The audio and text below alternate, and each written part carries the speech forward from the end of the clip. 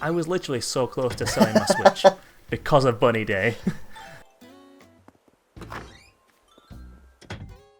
Hey Ewan, how you doing? We're here Hi Tom. doing a second opinion about Animal Crossing New Horizons, which you reviewed. Yes, we are, and I did, and if you've read my review, you'll know that I thought it was a great game, and I still think it's a really great game. But you also have it, as does pretty much everyone on the planet now. I think so, yeah. It's been monstrously successful, and I personally. I've grown up with Animal Crossing. I've been a huge fan of the series for a long time. But as I understand, you're sort of relatively new to the whole thing. Entirely new. Like, as a kid growing up, I had no idea what the series was. I had zero interest in it whatsoever. So I guess what were your initial thoughts as someone who has sort of almost come to this, not blind, but not without the years of sort of baggage that I brought to it? Thankfully, I had Kelly there to guide me along with it, but also I had your review. I actually had been through footage of the gameplay, so in my head I was like, okay, so this is this. Okay, that's Blathers. Things like that. So Yeah. I didn't feel like I'd come into it entirely new, which was nice. But there was a learning curve to it which I wasn't expecting. Like things which you knew inherently, like digging the money tree, digging the hole, put money in there. That makes a money tree. Things like, oh, my trees only grow back once every 3 days. That was a real learning curve. This is actually something that I realised when I was talking to you and Mike and some of the other guys who this is their first Animal Crossing game. Is it really doesn't do a very good job of explaining any of its systems. No. I took for granted that I knew all of this because of like a decade of experience playing these games. But if I came into it completely new, you know, it's like my wife, it's her first Animal Crossing game, and she's like, when do these trees grow back? How does the turnip market work? How does all this work? None of it's explained very well. No, well, that was the thing. The other day, I went on to try and find, is it Daisy May, her name? I always forget. Yes, yeah. And I went in on Sunday to try and find her, to check the prices on the stock market. She wasn't anywhere. I spent about a good 45 minutes searching my island for her. It was afternoon. She'd gone. Yeah. I didn't know that. I've been playing this for weeks now and I had no idea. Dirty part-timer she is, mate, honestly. She puts in like the bare minimum shift and then goes home. But I think that's a really good subject that you said there, was it doesn't tell you enough, really. Yeah. I think the new features that it has, it explains those quite well. Yes. Like building, construction and ramp and things like that, they're all very well explained, but I think that's because it expects you to already know the things that it already has. Yeah, it clearly acts like everyone has played an Animal Crossing game before. I mean, it's clearly not off-putting because you've stuck it out and you're still playing, but I'm sure you could live without it. Yeah, well, the thing that you mentioned a few weeks ago is everyone is playing this game so fast, and they shouldn't be, and we're all discovering these things online, which you are very much against. Yes. But I think that's kind of the sense of the world we're in right now, is Animal Crossing, these simpler things we're meant to find out slowly over time, but we're now playing this game because it's the only thing we have to do, and we're rushing and rushing and rushing and rushing. 3 days for plants to grow back, 3 days for fruit to grow back. We're coming every day going, where's my fruit? Whereas if we didn't live in this current climate of, this is all we have in life. That's a really interesting point, actually. I think you're absolutely right, because Animal Crossing by design it's meant to be played as kind of not your main game, as something that you dip into for an hour, you know, before or after work. And obviously a lot of people have been furloughed, a lot of people aren't working right now. My wife quite recently was furloughed for a bit, and so she's been playing a lot of Animal Crossing. And like you say, there is only so much you can do in a day with this game. So she does, you know, against my advice, she goes forward a day when she's sort of done a day's work. So Really? she can effectively, she'll do do everything you can do in a day, and then jump ahead to the next day. Dirty time traveller. But I do think it robs the game of a certain charm of kind of getting up in the morning and thinking, what's new in my town today? I mean, that was good. The other day, Nook's Cranny updated. Oh, of course, yeah. We've all kind of reached that 30-day point, I think it is, where Nook's Cranny updates. We have hedges now, that's amazing. That was a great update, and that is something I'm a big fan of. The reason I gave it an 8 in my review is not because I don't think it's a brilliant game. I think it's fantastic, and I kind of regret not giving it a 9. But my thinking was, compared to other games in the series, there's almost less to do, whereas there was a more sort of consistent flow of content. And I was basing this on, I only had 2 weeks to really get my impressions down, and this is quite a tricky game to review. But now we're sort of seeing that Nintendo is holding a lot of this stuff back, and they're releasing it for everyone in these sort of seasonal updates, and I think that's a really good way of doing it. Yeah. Because, you know, if a game like New Leaf, all the content was there, and you could have time travelers who they go through and they just sesh it for 100 hours a day, and then they've got islands that other people can't come close to, and they've seen everything. But if they release this sort of seasonal content for everyone at the same time, everyone experiences it at the same time. They've kind of done this, they've taken the idea of a game as a service, but taken away the monetary need to buy things. Which is an absolutely fantastic way to do Animal Crossing. And I don't know about you, but I look at the sort of the Nook Miles, and I can't help but think, if that was another developer or publisher, that would be a mess of microtransactions, man. Like, I mean, it still could happen. At some point, they're going to need to monetize their development team to carry on working on the game. Thankfully, it's been a phenomenon, and they should be fine for now. Yeah, that's an interesting point. I mean, it goes on for a long time. You're either going to just repeat the same seasonal events, or you're going to do some new stuff. Yeah. Well, should we, talking about seasonal events, go on to things that aren't so great about the game? Yes, please. If you want to sort of kick us off as the sort of newcomer with what you really don't vibe with. The first thing that didn't vibe with me straight away when it happened was Bunny Day. And I think that wasn't just me, that was everyone who played the game before. This is veterans and newbies alike all hate Bunny Day. I was literally so close to selling my Switch because of Bunny Day. I hate it.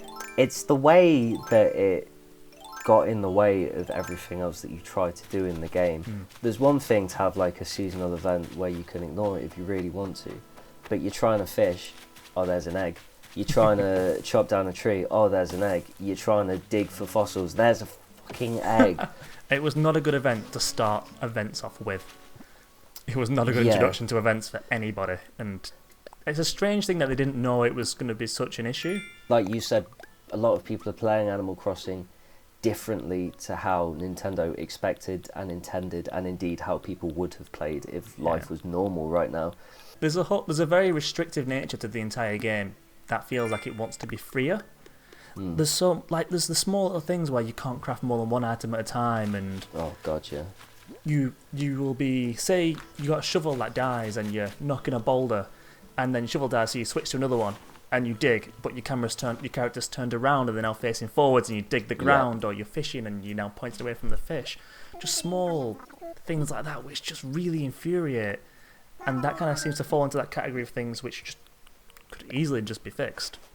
Yeah, I absolutely get that. I think there are lots of really baffling sort of, they almost feel like omissions, and I know they're not because the team clearly worked very hard to make a great game, but there are some really weird oversights and things that I do think, or I want to believe, are going to get updated in future updates and patches.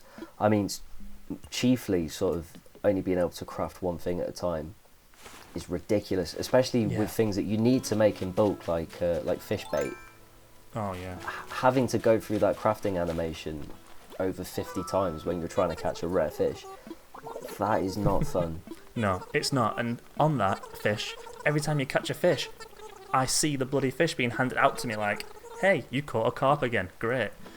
It's like, I don't need to see that for every single fish that I've caught before. That would be quite nice actually if, you catch a fish for the first time, you get the pun, you get the joke or whatever, and then the next time you catch it, just straight into your inventory, maybe just a little notification like, you caught a carp. Just in your hands, gone. It's the small things like that which really kind of tie the game down from like a 9 or a 10 to an 8 in my eyes. Fair. Multiplayer's crap. It's quite restrictive, isn't it? It's not even that it's restrictive, it's that it goes out of its way to just punish you for hosting guests. In what way? I'm curious. Anything, like Kelly was talking to me earlier, I was down at her island and she was like, can you please leave my island? I'm trying to place an item. Right, yeah, I get that. I'm trying to do anything on my island and I can't do it because someone's here, and I'm about to try and do something. I'm trying to dig a hole, but I can't dig that hole because someone is now entering my island and I have to go into an entire cutscene to get around it. It's just things like, why is that the case? And it's very Nintendo. It's very, very, very Nintendo. Yeah, it could be a little bit more instant, but I think Nintendo's always been like overly protective when it comes to multiplayer, and it's like, you sure you know this person? Are you sure you want to come to their town? Are you sure it's not like a 70-year-old man who's trolling for you? And that's fine, like friend requests and stuff, only your friends can come is fine. Like, everyone gets that. It's still a very Nintendo way about it, but just the actual process of someone entering your town. Yeah. Although I have to say, one of the things I really liked in Animal Crossing New Leaf, and it's something I'm really disappointed is in this game, was there's a feature where you could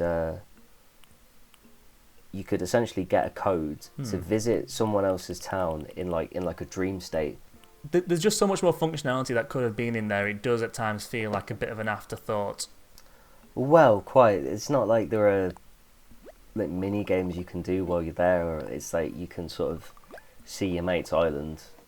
Yeah. And if they've got good turnip prices, they've got good turnip prices. No, I mean, I like the idea of maybe what if you go to someone else's town and they're cutting down a tree and you get your axe out and cut at the same time, it'll chop down twice as fast or something like that. Yeah, aspects like that just could have boosted it a little bit more. Like someone's whacking a rock and you whack the rock at the same time, and the more money comes out. Just little things could have incentivized visiting your friend's island more than just a stock market or your girlfriend's got a fridge. So I think the last question I really wanted to ask you is how you feel about the game now versus when you first got it. Because if anything, despite its flaws, I do like it more now than I did when I started. I think especially with the new events and the updates and kind of getting a sense of what Nintendo's plan for this game is, it's really clicked with me now and I love it. So I wanted your take on that. I'm very glad there are future events and future things being put into the game. For me, I'm very much a story game person. Like, yeah. Once I got KK Slider onto my island, I kind of felt done. I remember feeling that way as well, a little bit actually. And that may just be me and my personality towards games. Well, that is, and I think I mentioned this in my review, that's always been the point of Animal Crossing, and there have always been people who don't get that. And there have always been people who that's exactly why they love it. And again, that's kind of why I gave it an 8, because this will always be a divisive game. And despite its massive popularity, when it went on sale, I suspect there will be quite a few people like you who get to a certain point with it and they're kind of like, oh, well, what now? Yeah, that's exactly it. Is this what I'm doing every day? And I do think it comes and goes in waves. I certainly felt a little bit of fatigue with it a couple of weeks ago. But then it just kind of hit me again, and I saw some of the people's towns on Twitter, and I thought, wow, my town doesn't look like shit compared to that. I can make an amazing town. So now that's my kind of goal within the game, is to build this town and make it look really unique and nice. And I guess you just find your own goals within it and what you want to do. So for me, personally, I agree with your 8 out of 10. Okay. I would stick with that exact same score. Okay. I'm surprised you didn't give it higher, and as you said earlier, you also seem surprised you didn't.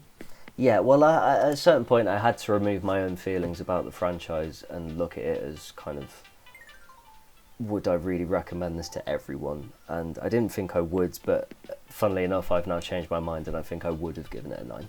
Only one final question for you, Ewan Moore.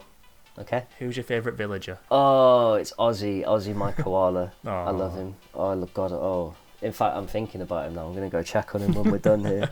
Gonna give him a prezi. Go on. Who's yours? It's got to be Kid. Is either Kid Cat or Cool Cat? I always call him by the wrong one because I love him so much. You've got a cat? He's kind of a really sporty cat. He's got a little red helmet. He's got a little red sports helmet, and he's always like, "Hey, Tommy." He's the one who's giving me all my emojis. He's absolutely adorable. Amazing. He's my favourite. I don't want him to move away. Anyway, thanks a lot, Ewan, for chatting to me about Animal Crossing. Have a great day. Yes, thank you, mate. Get some more stonks. Goodbye and stay safe.